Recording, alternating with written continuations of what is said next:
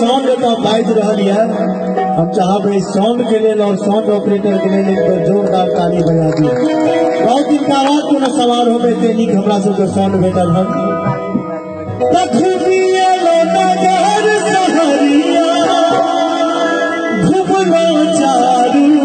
एक बेर अपन मिथिला धाम के लिए दोनों हाथ उठाइए तो सब गोटे और हमरा से ये ताली बजा कर स्वर्ग सा सुंदरिया भैया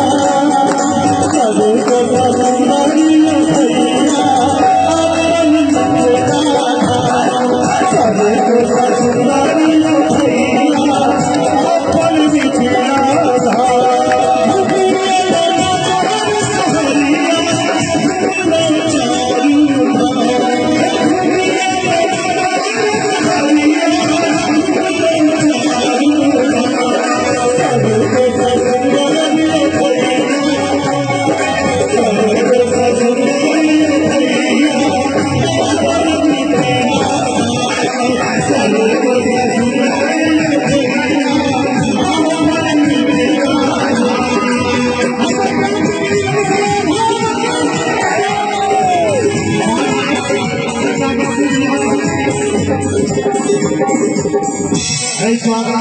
देहरादून से पहुंचे जाए खरसियान से भैया हम ताली देखाबे दूर करीब बाया दाया में दुनू हाथ उठा दिए तो सब गोटे और अहाँ सबके लिए सुंदरिया भैया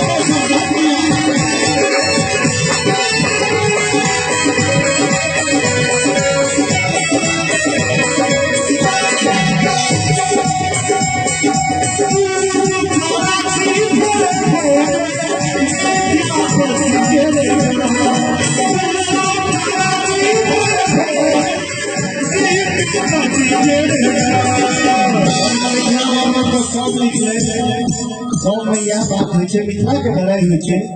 लेकिन ई शब्द जे अहाँ लिखलिए भैया ई अनमोल शब्द है ई शब्द क्यों नहीं खलक लिखलखिन हम कि खूब पराठी भर भोरे ये क्या पति करेगा तनिक देख लेगा जब खूब पराती भवन और राजा। लेकिन जखन 4 बजे अपन सबके पराती हो सब ध्यान देवे एक संग मंदिर में घंटा मस्जिद सूखी एक संग मंदिर में घंटा मस्जिद सूखी।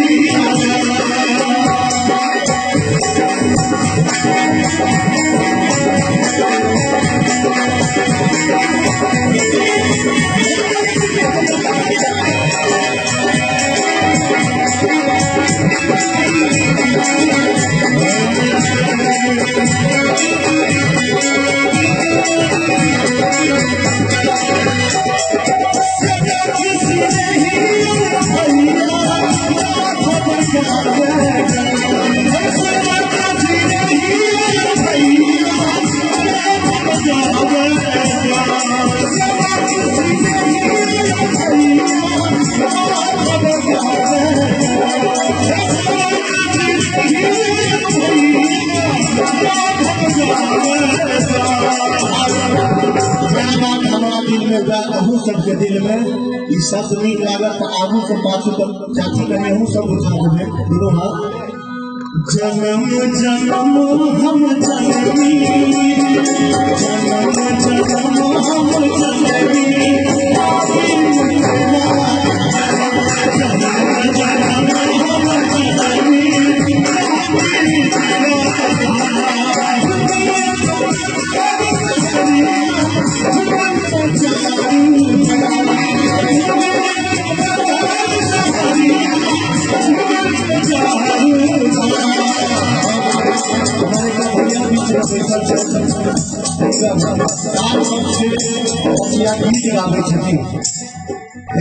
इतने सुंदर माहौल बने